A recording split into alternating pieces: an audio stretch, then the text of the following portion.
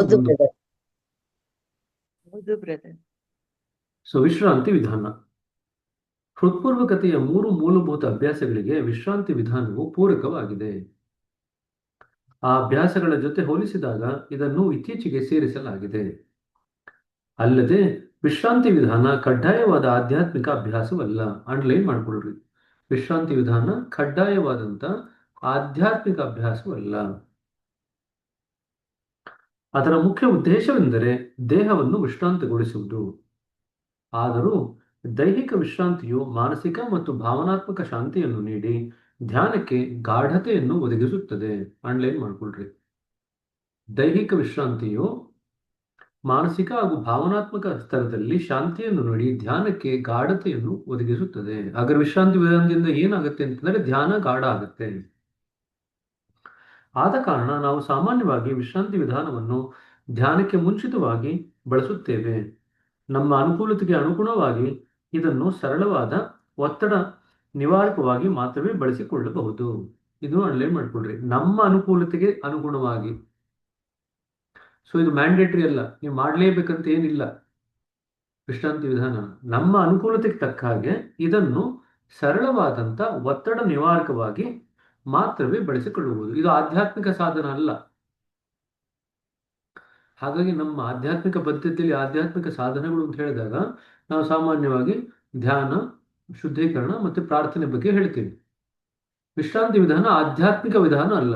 ಆದರೂ ಆಧ್ಯಾತ್ಮಿಕ ಧ್ಯಾನಕ್ಕೆ ಸ್ವಲ್ಪ ಮಟ್ಟಿಗೆ ಗಾಢತೆಯನ್ನು ತರುತ್ತೆ. ಇದನ್ನು ನಾವು ಹೇಗೆ ಬೇಕಾದ್ರೂ ಉಪಯೋಗಿಸ್ಕೋಬಹುದು. ಒತ್ತಡ ನಿವಾರಕವಾಗಿ ಹೇಗೆ ಬೇಕಾದ್ರೂ ಉಪಯೋಗಿಸ್ಬೋದು. ವಿಶ್ರಾಂತಿ ವಿಧಾನದ ಪರಿಚಯವಾದ್ದು ನನಗೆ ಸ್ಪಷ್ಟವಾಗಿ ನೆನಪಿನಲ್ಲಿದೆ. ದಾಜಿಯವರು ಅವರ ಕಚೇರಿಯಲ್ಲಿ ಕುಳಿತಿದ್ದಾಗ ಅವರು ನನ್ನ ಕಡೆಗೆ ತಿರುಗಿ ಹೇಳಿದರು, ಹೇಗೆ ವಿಶ್ರಾಂತಿ ಪಡೆಯಬೇಕೆಂದು ನಿಮಗೆ ತೋರಿಸಿಕೊಡುತ್ತೇನೆ. ಅವರು ಆ ವಿಧಾನದ ಹೆಜ್ಜೆಗಳನ್ನು ಪ್ರತಿಯೊಂದರ ನಡುವೆ ವಿರಾಮ ನೀಡುತ್ತಾ ಅದರ ಪರಿಣಾಮವನ್ನು ಬೀರಲು ಸಮಯ ನೀಡುತ್ತಾ ಮಾರ್ಗದರ್ಶನ ಮಾಡಿದರು. ಇದೆರಡು ಅನ್ಲೈನ್ ಮಾಡ್ಕೊಳ್ರಿ. ವಿಶ್ರಾಂತಿ ವಿಧಾನ ಮಾಡಿಸ್ಬೇಕಾದ್ರೆ ತುಂಬಾ ಜನ ಅರ್ಜೆಂಟಾಗಿ ಮಾಡಿಸ್ತಾರೆ. ಅದು ಮಾಡಿಸ್ ಪ್ರಯೋಜನ ಇಲ್ಲ. ಅಲ್ಲಿ ಎರಡಿದೆಯಲ್ಲ, ಪ್ರತಿಯೊಂದರ ನಡುವೆ ವಿರಾಮ ನೀಡುತ್ತಾ ಮೊದಲನೇದು, ಎರಡನೇದು ಪರಿಣಾಮವನ್ನು ಬೀರಲು ಸಮಯ ನೀಡುತ್ತಾ ಮಾರ್ಗದರ್ಶನ ನೀಡಿದರು. ಅವರು ಮಾತನಾಡುವುದನ್ನು ಮುಗಿಸಿದಾಗ ನನ್ನೊಳಗೆ ಎಂತಹ ನಿಶ್ಚಲತೆ ಬಂದಿತೆಂದರೆ ಒಂದು ಸ್ನಾಯುವನ್ನು ಅಲುಗಾಡಿಸಲು ಮನಸ್ಸಾಗುತ್ತಿರಲಿಲ್ಲ. ನನ್ನ ಕಣ್ಣುಗಳನ್ನು ತೆರೆಯಲು ಮನಸ್ಸಾಗಲಿಲ್ಲ. ನಾನು ಒಂದು ವಿಚಾರವನ್ನು ಮನಸ್ಸಿಗೆ ತೆಗೆದುಕೊಳ್ಳಲು ಇಚ್ಛಿಸಲಿಲ್ಲ. ವಾಸ್ತವದಲ್ಲಿ ನನ್ನ ವಿಶ್ರಾಂತ ಸ್ಥಿತಿಯು ಅದೆಷ್ಟು ಗಾಢವಾಗಿತ್ತೆಂದರೆ ಅದಾಗಲೇ ನಾನು ಧ್ಯಾನ ಮಾಡುವಂತಿರುತ್ತಿತ್ತು. ಈಗ 1 ವರ್ಷದ ನಂತರ ಹೃತ್ಪೂರ್ವಕತಾ ಪದ್ಧತಿಯಲ್ಲಿ ವಿಶ್ರಾಂತಿ ವಿಧಾನವನ್ನು ಹೇಗೆ ಸೇರಿಸಿದರೆಂಬುದು ನಾನು ಚರ್ಚಿಸಿದೆವು. ವಿಶ್ರಾಂತಿಯು ಮೊದಲನೇ ಕಾಲದಲ್ಲಿ ಸುಲಭವಾಗಿ ಬರುತ್ತಿತ್ತೆಂದು ನನಗೆ ಅನಿಸುತ್ತದೆ ಅವರೆಂದರು. ನಮ್ಮ ಜೀವನ ಶೈಲಿ ಭಿನ್ನವಾಗಿತ್ತು. ಇಂದಿನ ದಿನಗಳಲ್ಲಿ ನಮ್ಮನ್ನು ಪ್ರಜ್ಞಾಪೂರ್ವಕವಾಗಿ ವಿಶ್ರಾಂತಿಗೊಳಿಸಬೇಕಾಗಿದೆ. ನೋಡಿ ಎಂತಹ ಸ್ಥಿತಿಯನ್ನು ತಲುಪಿದ್ದೇವೆ. ಅಪ್ರಯತ್ನವನ್ನು ಸಾಧಿಸಲು ಪ್ರಯತ್ನವನ್ನು ಮಾಡಬೇಕಾಗಿದೆ. ಧ್ಯಾನ ಅಪ್ರಯತ್ನವಾದಂತ ಕ್ರಿಯೆ ಅಂತ ಹೇಳ್ತೀವಿ. ಅಪ್ರಯತ್ನವಾದ ಸ್ಥಿತಿಗೆ ಹೋಗ್ಲಿಕ್ಕೆ ಪ್ರಯತ್ನ ಮಾಡಬೇಕಾಗಿದೆ. ಮುಂಚೆ ನಾವು ಯಾವುದೇ ತೊಂದರೆ ಇಲ್ದಿರ ಆ ಜೀವನ ಶೈಲಿ ಹೇಗಿತ್ತಂತಂದ್ರೆ ವಿಶ್ರಾಂತವಾಗೇ ಇರ್ತಿದ್ರಿ. ಸೊ ನೇರವಾಗಿ ಧ್ಯಾನಕ್ಕೆ ಹೋಗ್ಬೋದಿತ್ತು. ಈಗ ಎಷ್ಟು ಒತ್ತಡದಲ್ಲಿ ನಾವು ಇರ್ತೀವಿ ಅಂತಂದ್ರೆ ನಾವು ಆ ಒತ್ತಡನ ನಿವಾರಣೆ ಮಾಡಿಕೊಂಡು ವಿಶ್ರಾಂತಿ ಮಾಡಿಕೊಂಡು ತದನಂತರ ಧ್ಯಾನಕ್ಕೆ ಹೋಗುವಂತ ಪರಿಸ್ಥಿತಿ ಬಂದಿದೆ. ಅಪ್ರಯತ್ನವು ಧ್ಯಾನಕ್ಕೆ ಅತ್ಯವಶ್ಯಕ. ಬದಲಾಗಿ ದೈಹಿಕ ಮಾನಸಿಕವಾಗಿ ಪ್ರಯತ್ನಿಸಬೇಕಾಗುತ್ತದೆ.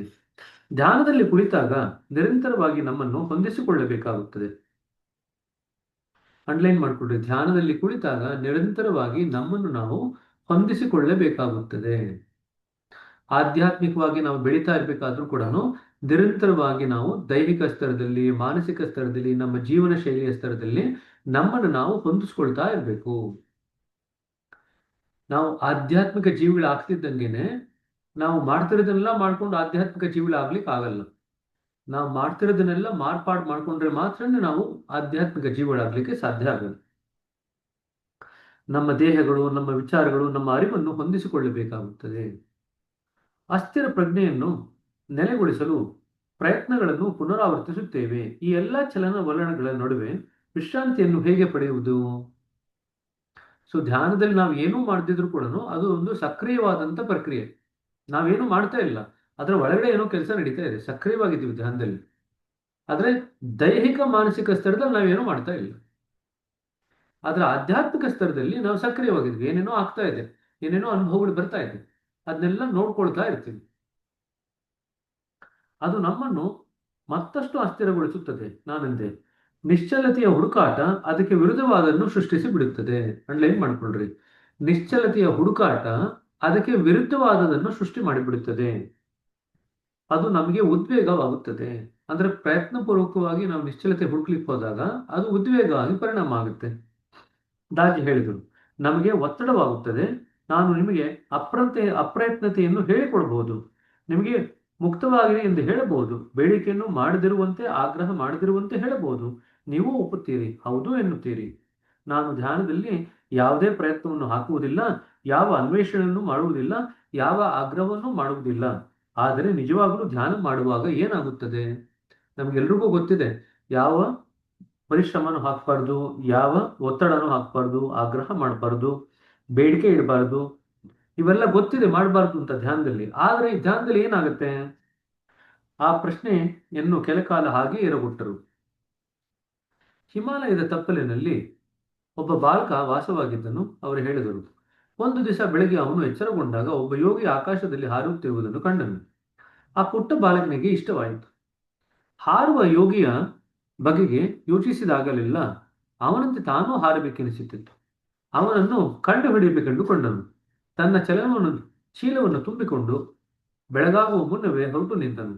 ಎಲ್ಲರನ್ನೂ ಕೇಳುತ್ತಾ ಕೆಲವೊಮ್ಮೆ ಹಾದಿ ತಪ್ಪಿದ ನಂತರ ಕೆಲವು ಗ್ರಾಮಸ್ಥರು ಆತನ ಗುಡಿಸಿನ ಹಾದಿ ತೋರಿದರು. ನಿನ್ನಂತೆ ನನಗೂ ಹಾರಬೇಕಿದೆ, ಬಾಲಕ ಹೇಳಿದ. ಯೋಗಿ ಎಂದರು, ಸರಿ, ಹಾಗಾದರೆ ಯಾಕಾಗಬಾರದು, ನಾನು ನಿನಗೆ ಕಲಿಸುತ್ತೇನೆ. ಆದರೆ ಅನೇಕ ವರ್ಷಗಳ ಕಾಲ ನೀನು ನನ್ನ ಸೇವಕನಾಗಿರಬೇಕಾಗುತ್ತದೆ. ನಿನಗೆ 15 ತುಂಬಿದ ಮೊದಲ ಪೂರ್ಣಿಮೆಯಂದು ಆ ತಂತ್ರವನ್ನು ಕಲಿಸುತ್ತೇನೆ. ಬಾಲಕನು ಅವನೊಂದಿಗೆ ವಾಸಿಸತೊಡಗಿದನು. ಬಾವಿಯಿಂದ ನೀರು ತರುವುದು, ಕಟ್ಟಿಗೆಯನ್ನು ಆರಿಸುವುದು, ಯೋಗಿ ಅಡಿಗೆಯನ್ನು ಮಾಡುವುದು, ಇವು ಎಲ್ಲವೂ ಆತನಿಗೆ ಕಷ್ಟವೆನಿಸಲಿಲ್ಲ. ಬೇಗನೆ ತಾನು ಹಾರಬಲ್ಲನೆಂಬ ವಿಷಯವು ಆತನಿಗೆ ಉತ್ಸಾಹ ನೀಡುತ್ತಿತ್ತು. ಕೊನೆಗೊಮ್ಮೆ ಆ ದಿನ ಬಂತು. ಸಂತೋಷದಿಂದ ಹರಿಹರಿಯದ ಬಾಲಕ ತನ್ನ ಗುರುವಿನ ಕೋಣೆಗೆ ಬಂದು, ಸ್ವಾಮಿ, ಇಂದು ಪೂರ್ಣಿಮೆಯ ದಿನ, ಹಾರುವುದು ಹೇಗೆಂದು ದಯವಿಟ್ಟು ಹೇಳಿಕೊಡಿ. ಖಂಡಿತ ನಾನು ಸಹಾಯ ಮಾಡುತ್ತೇನೆ, ಯೋಗಿ ಹೇಳಿದ. ಇಂದು ಮಧ್ಯರಾತ್ರಿಯಲ್ಲಿ ಧ್ಯಾನ ಮಾಡು. ಆದರೆ ಏನೇ ಆಗಲಿ ಕೋತಿಗಳ ಬಗೆಗೆ ಯೋಚಿಸಬೇಡ. ಅವು ನಿನ್ನ ಮನಸ್ಸಿನಲ್ಲಿ ಹಾರಬಹುದು, ಕುಣಿಯಬಹುದು, ನಿನ್ನ ಮೇಲೆ ಆಕ್ರಮಣ ಮಾಡಬಹುದು. ಆದರೆ ಅವುಗಳ ಬಗೆಗೆ ಯೋಚಿಸಬೇಡ. ನಂತರ ಬೋಧನೆ ನಿನಗೆ ತಿಳಿಯುತ್ತದೆ. ಹುಡುಗನಿಂದ, ಓಹ್, ಇದೆಷ್ಟು ಸರಳ, ನಾನು ಮಾಡಬಹುದು, ಕೋತಿ ಬೇಡ. ಮಧ್ಯರಾತ್ರಿಯಲ್ಲಿ ಆತ ತಾರಸಿನ ಮೇಲೆ ಕುಳಿತು ಕಣ್ಣು ಮುಚ್ಚಿಕೊಂಡ. ಮನಸ್ಸಿಗೆ ಮೊದಲು ಬಂದಿದ್ದು ಕೋತಿ. ನಾನು ಕೋತಿಯನ್ನು ಕುರಿತು ಯೋಚಿಸಬಾರದು, ಆತ ಆಲೋಚಿಸಿದ. ಅವುಗಳ ಬಗೆಗೆ ಯೋಚಿಸದಿರಲು ಆತ ಪ್ರಯತ್ನಿಸಿದ. ಆದರೆ ಕೋತಿಗಳು ಬರುತ್ತಲೇ ಇದ್ದವು. ರಾತ್ರಿ ಇಡೀ ಅವನು ಕೋತಿಗಳೊಂದಿಗೆ ಸೆಣಸಾಡಿದ. ಮುಂಜಾನೆ ಅವನು ಯೋಗಿಯ ಬಳಿಗೆ ಹೋಗಿ, ಈ ವಿಧಾನ ಅನುಪಯುಕ್ತ, ತಾವು ನನಗೆ ಕೋತಿಗಳ ಬಗೆಗೆ ಏನನ್ನೂ ಹೇಳಬಾರದಿತ್ತು ಎಂದ. ನೋಡಿ, ಹುಡುಗನು ಕೋತಿಗಳ ಬಗೆಗೆ ಅಷ್ಟೊಂದು ಗಮನ ನೀಡಿದ ಕಾರಣವಾಗಿ ಅವನ ಹಾರುವ ಕನಸು ಅಪೂರ್ಣವಾಯಿತು. ಕೋತಿಗಳ ಬಗೆಗೆ ಆಲೋಚಿಸಬಾರದೆಂದು ಪ್ರಯತ್ನ ಮಾಡುವುದರಿಂದ ಬೋಧನೆಯ ಬದಲಾಗಿ ಅವೇ ಬಂದವು. ಏನನ್ನಾದರೂ ಮಾಡದಿರಲು ಪ್ರಯತ್ನಿಸುವುದು ಪ್ರತಿರೋಧಕವನ್ನು ಉಂಟು ಮಾಡುತ್ತದೆ. ಅಂಡರ್ಲೈನ್ ಮಾಡ್ಕೊಳ್ರಿ. ಏನನ್ನಾದರೂ ಮಾಡದಿರುವಂತೆ ನಾವು ಪ್ರಯತ್ನ ಪಟ್ಟರೆ ಪ್ರತಿರೋಧವನ್ನು ಉಂಟು ಮಾಡುತ್ತದೆ. ಆದರೂ ನೀವು ಹೇಗೋ ಪ್ರಯತ್ನವನ್ನು ಪ್ರಜ್ಞಾಪೂರ್ವಕವಾಗಿ ಕೈಬಿಟ್ಟರೂ ಸೂಕ್ಷ್ಮ ಪ್ರಯತ್ನಗಳನ್ನು ಮಾಡುತ್ತೀರಿ. ನಿಮಗೆ ಗೊತ್ತಿಲ್ಲದೆಯೇ ಪ್ರಯತ್ನಿಸುತ್ತಿದ್ದೀರಿ. ನಿಮ್ಮನ್ನು ನೀವೇ ತಡೆಯಲಾಗದು. ಪ್ರಯತ್ನವನ್ನು ನಿಲ್ಲಿಸುವುದು ಕಷ್ಟ. ಅಪ್ರಯತ್ನದ ಸ್ಥಿತಿಯನ್ನು ನಿಮ್ಮಲ್ಲಿ ಬಲವಂತಾಗಿ ತರುವುದು ಎಲ್ಲಕ್ಕೂ ಮಹತ್ತರವಾದಂಥ ಪ್ರಯತ್ನ, ಅದು ಪ್ರತಿರೋಧಕ. ಅದು ಅನ್ಲೈನ್ ಮಾಡ್ಕೊಡ್ರಿ. Last sentence. ಅಪ್ರಯತ್ನದ ಸ್ಥಿತಿಯನ್ನು ನಿಮ್ಮಲ್ಲಿ ಬಲವಂತವಾಗಿ ತರುವುದು ಎಲ್ಲದಕ್ಕೂ ಮಹತ್ತರವಾದಂಥ ಪ್ರಯತ್ನ, ಅದು ಪ್ರತಿರೋಧಕ. ಹಾಗಾದ್ರೆ ಜಾಶುವ ಫಲಕ್ಕೆ ಹೇಳ್ತಾರೆ, ಹಾಗಾದ್ರೆ ಸ್ವಭಾವತಃ ನಾವು ಪ್ರಯತ್ನಶೀಲರಾಗಿ ಏಕಿದ್ದೇವೆ? ಎಲ್ಲದಕ್ಕೂ ಪ್ರಯತ್ನ ಮಾಡ್ತೀವಲ್ಲ ನಾವು, ಯಾಕೆ ನಾವು ಸ್ವಭಾವತಃ ಪ್ರಯತ್ನಶೀಲರಾಗಿದ್ದೀವಿ ಅಂತ ಕೇಳ್ತಾರೆ. ಪ್ರಯತ್ನದ ಮೂಲ ಸ್ಥಿತಿಯಾದ ತಳಮಳದಲ್ಲಿದೆ ದಾಜಿ ಅಂದರು. ತನ್ನ ಮೂಲ ಸ್ಥಿತಿಗೆ ಮರಳಲು, ಮೂಲದೊಂದಿಗೆ ವಿಲೀನವಾಗಲು ಹಂಬಲಿಸುವ ಆತ್ಮದ ಅಗತ್ಯದಲ್ಲಿ ಅದರ ಮೂಲವಿದೆ. ತಳಮಳವೆಂದರೆ ಅದೇ. ಅಂಡರ್ಲೈನ್ ಮಾಡ್ಕೊಳ್ರಿ. ತಳಮಳವೆಂದರೆ ಏನು ಅಂತ ಕೇಳಬಹುದು. ತನ್ನ ಮೂಲ ಸ್ಥಿತಿಗೆ ಮರಳಲು, ಮೂಲದೊಂದಿಗೆ ವಿಲೀನವಾಗಲು ಹಂಬಲಿಸುವ ಆತ್ಮದ ಅಗತ್ಯದಲ್ಲಿ ಆ ತಳಮಳದ ಮೂಲವಿದೆ. ಅದೇ ನಮ್ಮನ್ನು ಆಧ್ಯಾತ್ಮಿಕ ಅನ್ವೇಷಕರನ್ನಾಗಿ ಬದಲಾಯಿಸುತ್ತದೆ. ಈ ಎಲ್ಲ ತಳಮಳದೊಂದಿಗೆ ನೀವು ಏನನ್ನೋ ಹುಡುಕುತ್ತಿದ್ದೀರಿ. ಪ್ರಸ್ತುತ ಕ್ಷಣದಲ್ಲಿ ನೀವು ಅನುಭವಿಸುತ್ತಿರುವ ತೃಪ್ತಿ ಮತ್ತು ಅಸ್ಥಿರತೆಗಳಿಂದ ಪಾರಾಗ ಬಯಸುತ್ತಿದ್ದೀರಿ. ಅದರೊಡನೆ ಮುಂದಿನ ಕ್ಷಣ ನಿಮ್ಮಲ್ಲಿ ತೃಪ್ತಿ ಮತ್ತು ಶಾಂತಿಯನ್ನು ತರುತ್ತದೆಂದು ಆಶಿಸುತ್ತೀರಿ. ಅಷ್ಟರಲ್ಲಿ ನಿಮ್ಮ ಭೂತಕಾಲವನ್ನು ಪುನರಾವರ್ತಿಸುತ್ತೀರೆಂದು ಭಯಪಡುತ್ತೀರಿ. ಆ ಭೂತಕಾಲ ನಿಮ್ಮ ವರ್ತಮಾನದಲ್ಲಿ ಅಸ್ಥಿರ ಸ್ಥಿತಿಯನ್ನು ತಂದಿದೆ. ಇವೆಲ್ಲದರ ನಡುವೆ ವರ್ತಮಾನದ ಕೊನೆಯಿಲ್ಲದ ಸಾಧ್ಯತೆಗಳನ್ನು ಕಳೆದುಕೊಳ್ಳುತ್ತೀರಿ.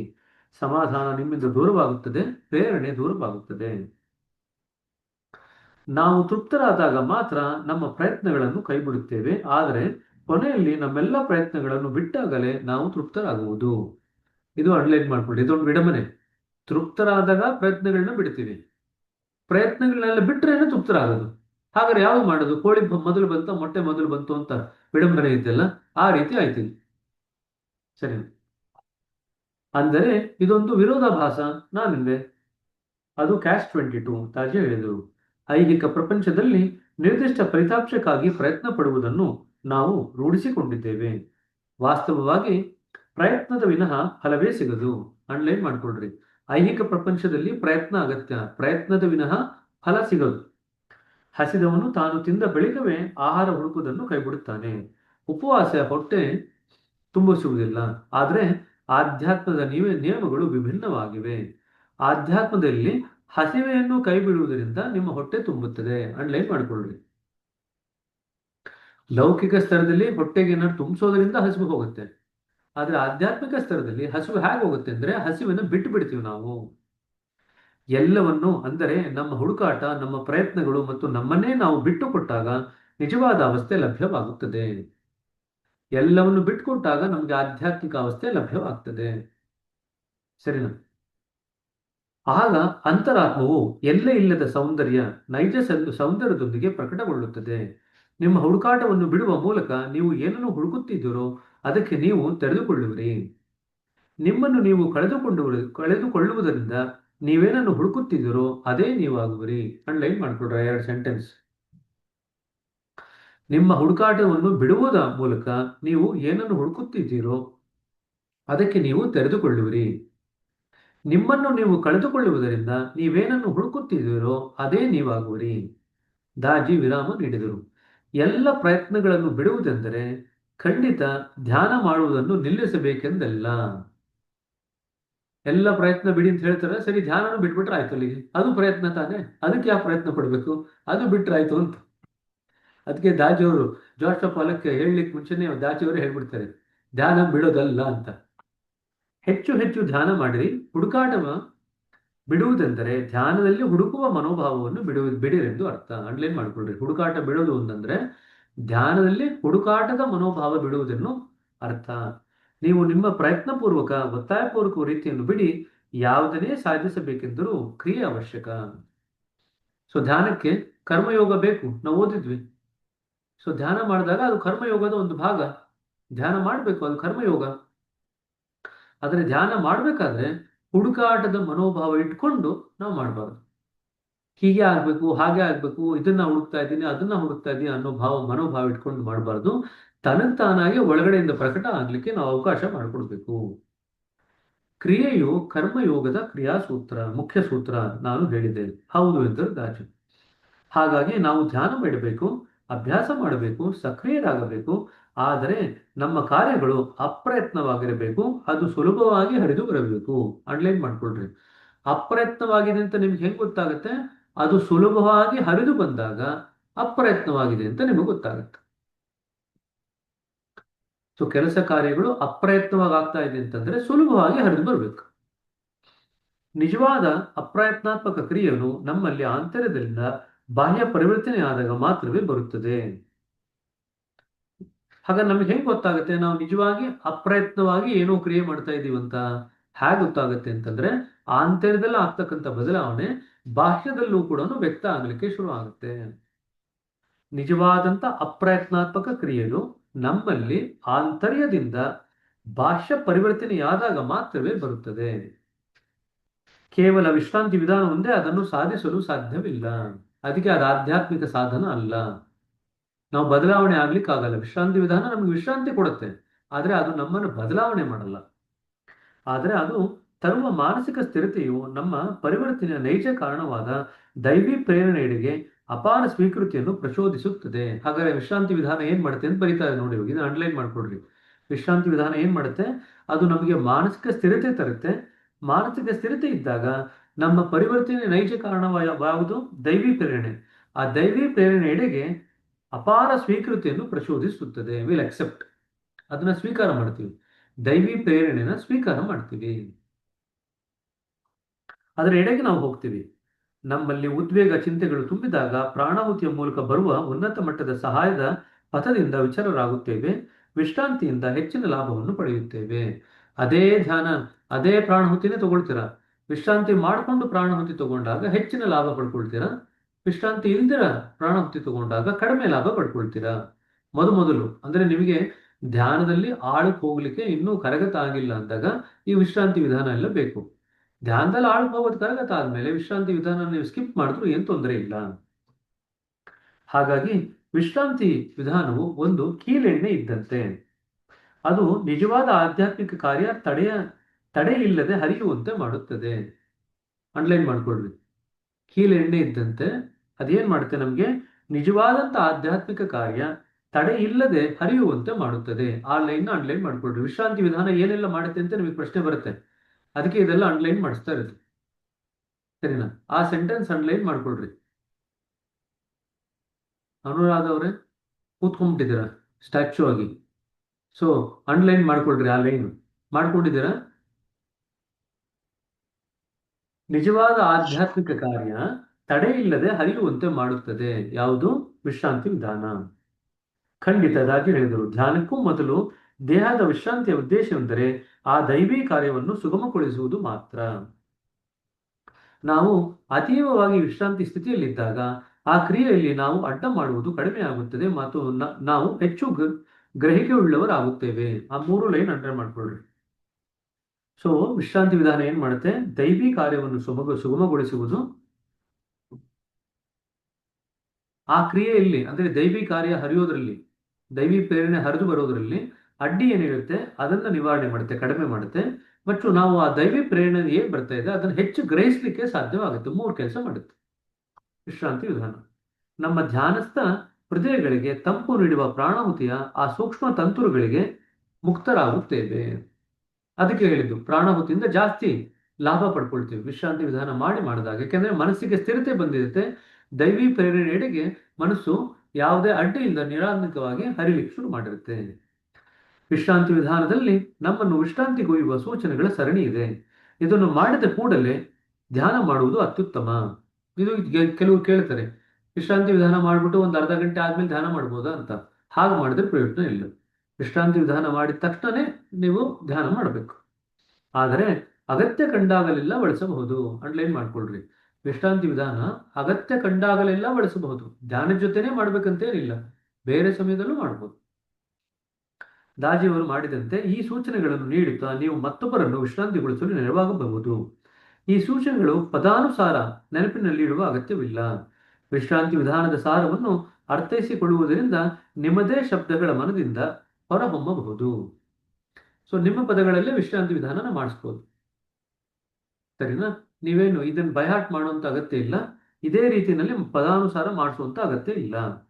ಅದರ ಸಾರ ಗ್ರಹಿಸ್ಕೊಂಡ್ಬಿಟ್ರೆ, ಸಾರ ಏನು ಅವಾಗಲೇ ಓದಿದ್ನಲ್ಲ, ಮಧ್ಯದಲ್ಲಿ ವಿರಾಮ ಕೊಡಬೇಕು, ಆ ಪರಿಣಾಮ ಆಗ್ಲಿಕ್ಕೆ ಸಮಯ ಕೊಡಬೇಕು, ತದನಂತರ ಮುಂದಿನ ಒಂದು ಇನ್ಸ್ಟ್ರಕ್ಷನ್ ಕೊಡಬೇಕು.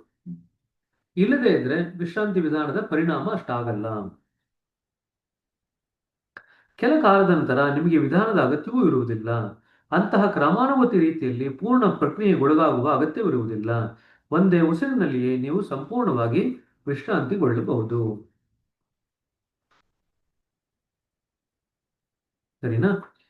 ಸೊ ಇಲ್ಲಿಗೆ ವಿಶ್ರಾಂತಿ ವಿಧಾನದ ಬಗ್ಗೆ ಆಯಿತು.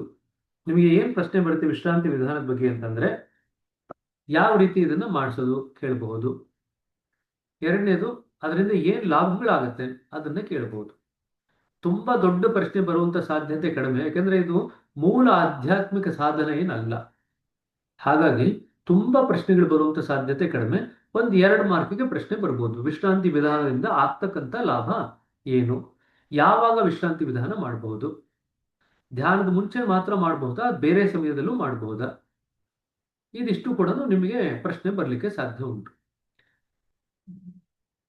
ವಿಶ್ರಾಂತಿ ವಿಧಾನನ ಬರೀರಿ ಅಂತ ಕೇಳುವಂತ ಸಾಧ್ಯತೆ ಬಹಳ ಕಡಿಮೆ. ಯಾಕೆಂದ್ರೆ ವಿಶ್ರಾಂತಿ ವಿಧಾನನ ನಿಮ್ಮ ಮನಸ್ಸಿನ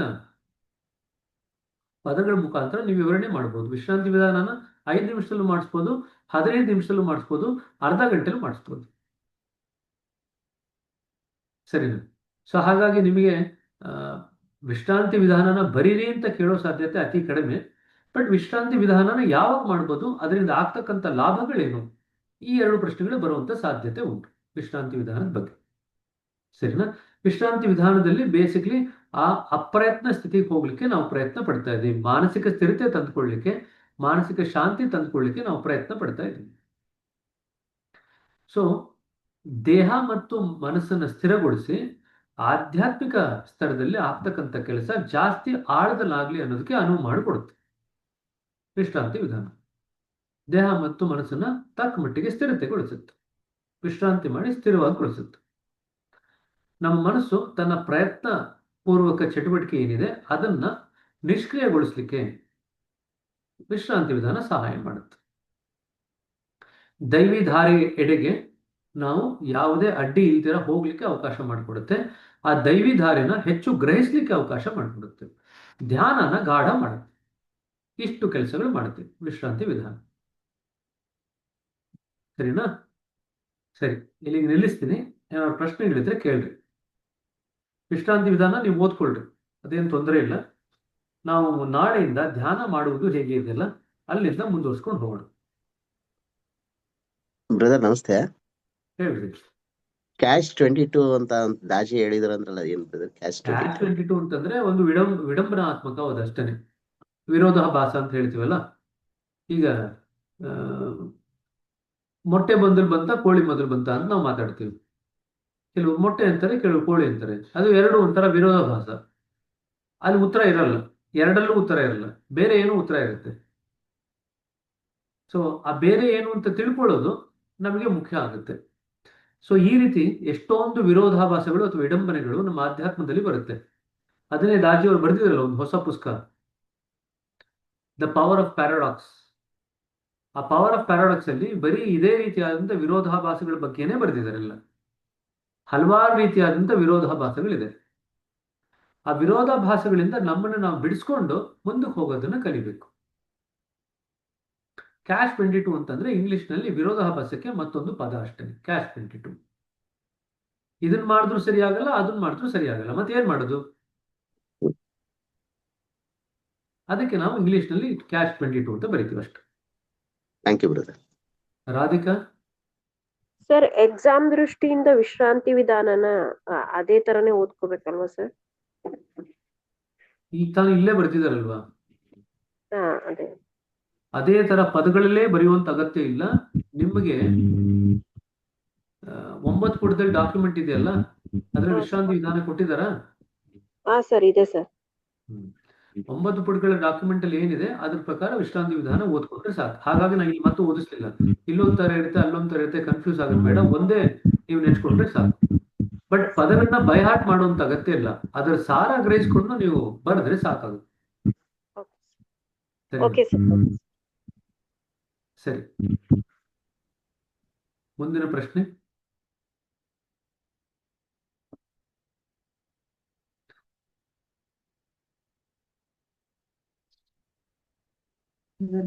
ನಮಸ್ತೆ. ಯಾರಿ? ಪ್ರತಿಭಾ ಅವರು. ನಮಸ್ತೆ ಹೇಳ್ರಿ. ಬ್ರದರ್, ನಾವೆಲ್ಲ ಎಲ್ಲ ಸಿಸ್ಟರ್ಸ್ ಕೇಳ್ತಾ ಇರೋದು, ನಾವು ಶುಕ್ರವಾರ 4th coming July 4th crest ಅಲ್ಲಿ ಮಾರ್ನಿಂಗ್ ಎಷ್ಟೊತ್ತಿಗೆ ಇರ್ಬೇಕು ಅಂತ ಕೇಳ್ತಾ ಇದ್ದೀವಿ. ಅದು ಯಕ್ಷ ಪ್ರಶ್ನೆ, ನನಗೂ ಗೊತ್ತಿಲ್ಲ ಉತ್ತರ. ಆಯ್ತು, ಅವ್ರು ನಿಮಗೆ ಕಳಿಸಿಲ್ವಾ, ಸಮಯ ಕಳಿಸಿಲ್ವಾ? ಸಾಮಾನ್ಯವಾಗಿ ಟೈಮಿಂಗ್ಸ್ ಕಳಿಸ್ತೀನಿ. ಟೈಮಿಂಗ್ಸ್ ಕೊಟ್ಟಿಲ್ಲ. ಕಳಿಸಿಲ್ವಾ? ಕಳ್ಸಿಲ್ಲ. ಇಲ್ಲ ಆಯ್ತು, ಬ್ರದರ್. ನಾನು ಕೇಳ್ಬಿಟ್ಟು ನಾ ಗ್ರೂಪ್ ಅಲ್ಲಿ ಹಾಕ್ತೀನಿ ಬಿಡ್ರಿ. ಇಲ್ಲ ಸರಿನಾ? ಬ್ರದರ್, ಟೈಮಿಂಗ್ಸ್ ಇಲ್ಲ. ಅಲ್ಲಲ್ಲ, ಅವ್ರನ್ನ ಕೇಳ್ಬಿಟ್ಟು ನಾನು ಹಾಕ್ತೀನಿ ಗ್ರೂಪ್. ಒಟ್ನಲ್ಲಿ ಬೆಳಗ್ಗೆನೆ ಶುರು ಆಗತ್ತೆ. ಸೊ ಬೆಳಗ್ಗೆ ತಿಂಡಿಗೆ ಬರ್ಬೋದಾ ಅಥವಾ ತಿಂಡಿ ಮುಗಿಸ್ಕೊಂಡ್ ಬರ್ಬೇಕಾ ಅದನ್ನ ಕೇಳ್ಬಿಟ್ಟು ಹಾಕ್ತೀನಿ ರೀ. ತಿಂಡಿಗೆ ಬರ್ಬೋದು ಅಂತಂದ್ರೆ 7:30ಗೆ ಬರ್ಬೇಕು. ತಿಂಡಿ ಮುಗಿಸ್ಕೊಂಡು ಬರ್ಬೇಕಂದ್ರೆ 9 ಗಂಟೆಗೆ ಬರ್ಬೇಕು. ಅದನ್ನ ಕೇಳ್ಬಿಟ್ಟು ಹಾಕ್ತೀನಿ ನಾನು. ಸರಿನಾ? ಈ ತರ ಕೇಳ್ತಾ ಇದ್ದಾರೆ ಅಂತ. ಸೊ ನೀವು ಅದನ್ನ Thank you, ಬೇರೆ thank you. ಕೂಡ ಹೇಳ್ರಿ, ಪಾಸ್ ಆನ್ ಮಾಡ್ರಿ ಮೆಸೇಜ್. ಯಾಕಂದ್ರೆ ಕೆಲವೆಲ್ಲ SNP ಅಭ್ಯಾಸಗಳು ಅಲ್ಲದೆ ಇರೋರು ಕೆಲವರು ರಿಜಿಸ್ಟರ್ ಮಾಡಿದ್ದಾರೆ. ಸೊ ಅವ್ರಿಗೂ ವಿಷಯ ಮುಟ್ಟಬೇಕು. ಹಾಗಾಗಿ ನೀವು ಕ್ರೆಸ್ಟ್ ಪ್ರೋಗ್ರಾಮ್ ಬರ್ಬೇಕಾದ್ರೆ ಇಂಥ ಟೈಮಿಗೆ ಬರಬೇಕು ಅಂತ. ಸಾಮಾನ್ಯವಾಗಿ ತಿಂಡಿಗೆ ಬನ್ನಿ ಅಂತ ಹೇಳ್ತೀವಿ, 7:30ಗೆ ಬನ್ನಿ ಅಂತ, ಬಟ್ ಕನ್ಫರ್ಮ್ ಮಾಡ್ತೀವಿ. ಸರಿನಾ? ಬ್ರದರ್ ಸಾರಿ, ಎಕ್ಸ್ಟ್ರಾ ಪ್ರಶ್ನೆ, ಸಾರಿ.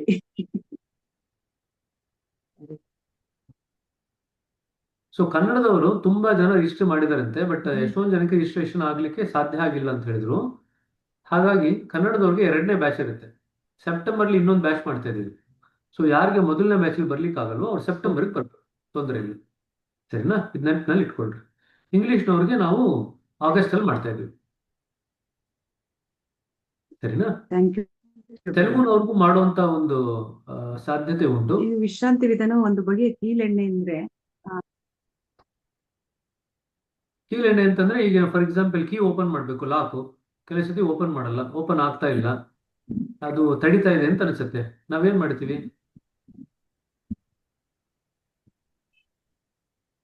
ಏನ್ ಮಾಡ್ತೀರಿ? ಎಣ್ಣೆ ಎಣ್ಣೆ ಹಾಕಿದಾಗ ಸ್ವಲ್ಪ ಎಣ್ಣೆ ಹಾಕಿದ್ರೆ ಸ್ವಲ್ಪ ಸ್ಮೂತ್ ಆಗತ್ತೆ ಅಂತ. ಸ್ಮೂತ್ ಆಗುತ್ತೆ. ಅಡೆತಡೆಗಳು ಇರಲ್ಲ, ಅದಕ್ಕೆ ಕೀಲೆಣ್ಣೆ. ಚಕ್ರ ತಿರುಗ್ಬೇಕಾದ್ರೆ ಅದಕ್ಕೆ ಎಣ್ಣೆ ಹಾಕ್ತಾರೆ ಬ್ರದರ್. ಹಾಕ್ತಾರೆ ಯಾವ್ದಕ್ಕೆ? ಚಕ್ರ ಎತ್ತಿನ ಗಾಳಿ ಅವೆಲ್ಲ ಚಕ್ರ ತಿರುಗ್ಬೇಕಾದ್ರೆ ಎಲ್ಲಾ ಕಡೆನೂ ನಾವು ಎಣ್ಣೆ ಹಾಕ್ತೀವಿ. ಗ್ರೀಸ್ ಹಾಕ್ತಿರೋ ಗ್ರೀಸು ಹಾಕ್ತಾರ. ಎಲ್ಲೆಲ್ಲಿ ಚಲನೆಗೆ ಅಡೆತಡೆ ಬರುತ್ತೋ ಅಲ್ಲೆಲ್ಲ ಎಣ್ಣೆ ಹಾಕ್ತೀವಿ. ಚಲನೆಗೆ ಅಡೆತಡೆ ಬರ್ತಕ್ಕಂಥ ಎಲ್ಲಾ ಸ್ತರಗಳಲ್ಲಿ ಎಣ್ಣೆ ಹಾಕ್ತೀವಿ. ಸರಿನಾ? ರಾಧಿಕಾ ಅವ್ರೆ, ಏನ್ರಿ ರಾಧಿಕಾ ಅವ್ರ ಪ್ರಶ್ನೆ ಸರಣಿ ನಿಲ್ಲದೇ ಇಲ್ಲ, ಫೋನ್ ಬೇರೆ ಮಾಡ್ತಾ ಇರ್ತಾರೆ ಟಕ ಟಕ ಟಕ ಅಂತ. ಸರ್ ಪಾರ್ಟ್ 12 ವಿಡಿಯೋ ಬಂದಿಲ್ಲ ಸರ್. ಹಾ ಹೌದು ಬ್ರದರ್, ಶುದ್ಧೀಕರಣ ಬ್ರದರ್. ಪಾರ್ಟ್ 12 ಬಂದಿಲ್ಲ ಸರ್. ಶುದ್ಧೀಕರಣದ ಹಾಕಿದ್ದೀನಿ ಕಣ್ರಿ, ಅದು 2 ಕ್ಲಾಸ್ ಸೇರಿ ಒಂದೇ ವಿಡಿಯೋ, ಒಂದೇ PPT ಬಂದಿರೋದು. ಆದ್ರೆ ವಿಡಿಯೋ ಹಾಕಿಲ್ಲ, PPT ಹಾಕಿದ್ದೀನಿ ನೋಡ್ರಿ ಕನ್ನಡದಲ್ಲೂ. ಸರ್ ಸ್ಲೈಡ್ಸ್ ಅಲ್ಲ ಸರ್, ಈ ಕ್ಲಾಸ್ ಸರ್ ನಾನು ಕೇಳ್ತಾ ಇರೋದು ಸರ್. ಈ ಕ್ಲಾಸ್ದು ಪಾರ್ಟ್ 12 ವಿಡಿಯೋ ಬಂದಿಲ್ಲ ಸರ್. ಈ ಕ್ಲಾಸ್ ವಿಡಿಯೋನ ಹಾ ಸರ್ ಬಂದಿಲ್ಲ ಸರ್. ನಾವಿನ್ನೂ ಶುದ್ಧೀಕರಣದವರೆಗೂ ಹೋಗೇ ಇಲ್ಲ. ಇಲ್ಲ ಸರ್, ಇವಾಗ ಇದು 7:15 ಕ್ಲಾಸ್ ನಡೆಯುತ್ತಲ್ಲ ಸರ್, ಅದ್ರಲ್ಲಿ ಪಾರ್ಟ್ 11 ಇದೆ, ಪಾರ್ಟ್ 13 ಬಂದಿದೆ, ಬಟ್ ಪಾರ್ಟ್ 12 ಬಂದಿಲ್ಲ ಸರ್. ಈ ಪಾರ್ಟ್ 11 12 ನೋಡಿದಾಗ ಅದು ಕಂಟಿನ್ಯೂಸ್ ಇದೆಯಾ ಅಥವಾ ಮಧ್ಯದಲ್ಲಿ ಏನೋ ಗ್ಯಾಪ್ ಇದೆ ಅಂತ ಅನ್ಸುತ್ತಾ? ಕಂಟಿನ್ಯೂ ಇಲ್ಲ ಸರ್, ಇಂಗ್ಲಿಷ್ ಕ್ಲಾಸ್ ಆಡ್ ಆಗ್ತದೆ ಮಧ್ಯದಲ್ಲಿ. ಅನಂತರದಲ್ಲಿ ಪಾರ್ಟ್ 12 ಸಿಗ್ತಾ ಇಲ್ಲ ಸರ್ ಯೂಟ್ಯೂಬ್ ಅಲ್ಲಿ. ನಾ ಕೇಳಿದ ಪ್ರಶ್ನೆಗೆ ನೋಡ್ಕೊಳ್ರಿ, ಕೆಲವು ಸತಿ ನಂಬರಿಂಗ್ ವ್ಯತ್ಯಾಸ ಆಗಿರ್ಬೋದು, ಅಂಕಗಳು ಕೊಡೋದು ವ್ಯತ್ಯಾಸ ಆಗಿರ್ಬೋದು. 12 ಕೊಡೋದು 9 ಅಂತ 2 ಸಾರಿ ಬ್ರದರ್, 9 ಅಂತ 2 ಸಾರಿ ಬಂದಿದೆ. ಅದರಲ್ಲಿ 9 and 10 ಅಂತಿದೆ. ಆಮೇಲೆ ಅದು 11 ಇದು ಅದರಲ್ಲಿ ಬಂದು 12 ಇದಾಗೋದಕ್ಕೆ 11 ಯಾವ್ದೋ ಇದೆ, ಅದು ಅಕ್ಷರ ಮಿಸ್ ಆಗಿದೆ ಬ್ರದರ್. ಅದು ಕರೆಕ್ಟ್ ಆಗಿ ನಾವು ನೋಡಿದ್ರೆ ಎಲ್ಲಾ ವಿಡಿಯೋಸ್ ಇದೆ ಬ್ರದರ್, ಅದು ಕರೆಕ್ಟ್ ಆಗಿ ನೋಡಿದ್ರೆ ಅದು 9 ಅಂತ 2 ಇದೆ, ಅದು 9 10 ಅದು ನಂಬರಿಂಗ್ ವ್ಯತ್ಯಾಸ ಆಗಿರ್ಬೋದು ಅಷ್ಟೇನೆ, ಬಟ್ ಜನರಲಿ ವಿಡಿಯೋಸ್ ಕಂಟಿನ್ಯೂಸ್ ಆಗಿದೆ. ಇಲ್ಲ ಬ್ರದರ್, ನೀವು ಊರಿಗೆ ಹೋಗಿದ್ರಲ್ರಿ?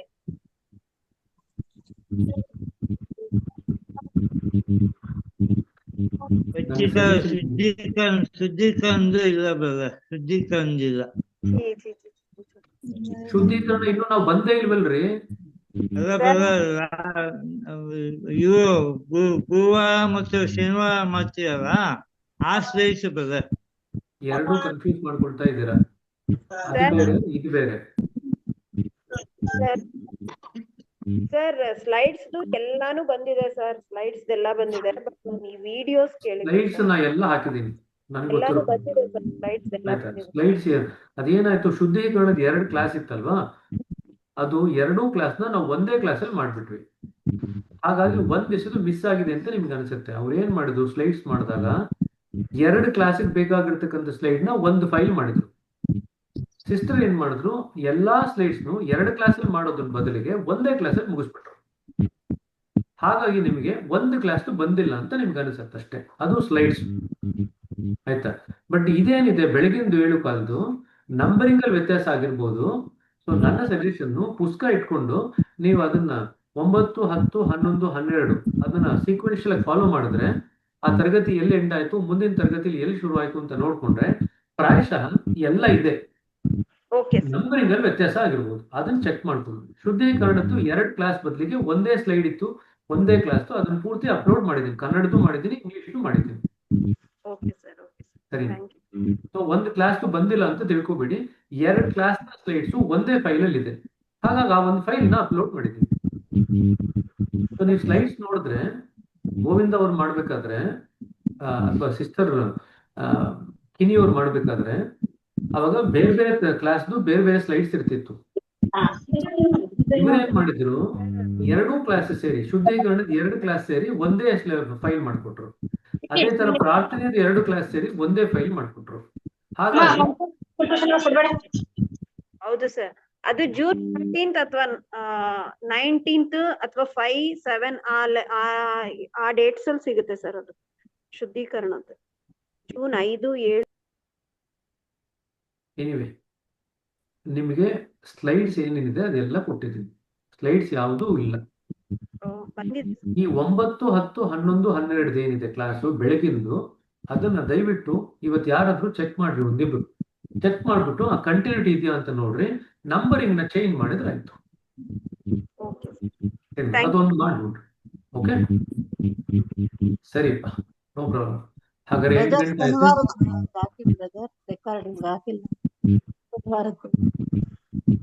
ಸರ್ ಇವತ್ತು ಕ್ಲಾಸ್ ಇದೆ ಅಲ್ವಾ ಸರ್ ಸಾಯಂಕಾಲ? ಸರ್ ಇವತ್ತು ಕ್ಲಾಸ್ ಇದೆ ಅಲ್ವಾ ಸರ್ ಸಾಯಂಕಾಲ? ಹೌದು, ಕ್ಲಾಸ್ ಇರುತ್ತೆ. ಇದುವರೆಗೂ ಹಾರ್ಟ್ಫುಲ್ನೆಸ್ ಪುಸ್ತಕ ಮುಗಿಸಾಯ್ತು. ಸೊ ಪ್ರೆಸೆಂಟೇಶನ್ ಎಲ್ಲ. ಸೊ ನಿಮಗೆ ಏನೇನು ಪ್ರಶ್ನೆಗಳಿರುತ್ತೆ ಹಾರ್ಟ್ಫುಲ್ನೆಸ್ ಪುಸ್ತಕ ದಯವಿಟ್ಟು ಎಲ್ಲ ರಿವೈಸ್ ಮಾಡ್ಕೊಳ್ರಿ. ಏನೇನು ಪ್ರಶ್ನೆಗಳಿರುತ್ತೆ ಅದನ್ನ ತಗೊಂಡ್ಬನ್ರಿ. ಇವತ್ತು ಬರೀ ಪ್ರಶ್ನೋತ್ತರ ಇರುತ್ತೆ, ಯಾವ ಪ್ರೆಸೆಂಟೇಶನ್ ಇರಲ್ಲ, ಬರೀ ಪ್ರಶ್ನೋತ್ತರ ಇರುತ್ತೆ. ಸರಿನಾ? ಪ್ರಶ್ನೆಗಳೇನಿದೆ ತಗೊಂಡ್ಬನ್ರಿ. ಸರಿನಾ? ಸೊ ಯಾರಾದ್ರೂ 1, 2, 3 ಜನ ಚೆಕ್ ಮಾಡಿ ಹೇಳ್ರಿ. 9, 10, 11, 12 ಇದನ್ನ ಚೆಕ್ ಮಾಡಿ ಹೇಳ್ರಿ. ಪುಸ್ತಕ ಇಟ್ಕೊಳ್ರಿ. ಅದು ಆ ಕ್ಲಾಸಲ್ಲಿ ಏನ್ ಎಂಡ್ ಆಗುತ್ತೆ ಅಲ್ಲಿಂದ ನೆಕ್ಸ್ಟ್ ಕ್ಲಾಸ್ ಕಂಟಿನ್ಯೂ ಆಗಿದೆ ಅಂತ ನೋಡ್ರಿ. ನಂಬರಿಂಗ್ ಬಗ್ಗೆ ಚಿಂತೆ ಮಾಡ್ಬೇಡಿ, ನಂಬರಿಂಗ್ ಚೇಂಜ್ ಮಾಡ್ಬೋದು, ಬಟ್ ಕ್ಲಾಸ್ ಎಲ್ಲ ಕಂಟಿನ್ಯೂಸ್ ಇರಬೇಕು ನೋಡ್ರಿ. ಸರಿನಾ? ನೋಡ್ಬಿಟ್ಟು ಹೇಳಿ. ನಮಸ್ತೆ. ಹಾಗಾದ್ರೆ ಎಲ್ರಿಗೂ ಶುಭ ದಿವಸ. ಮತ್ತೆ ನಾಳೆ ಬೆಳಿಗ್ಗೆ ಎಲ್ಲ ಪ್ರಕಾರ ಸಿಗೋಣ. ಸರಿನಾ? ರೆಕಾರ್ಡಿಂಗ್ ಹಾಕಿಲ್ಲ ಬ್ರದರ್.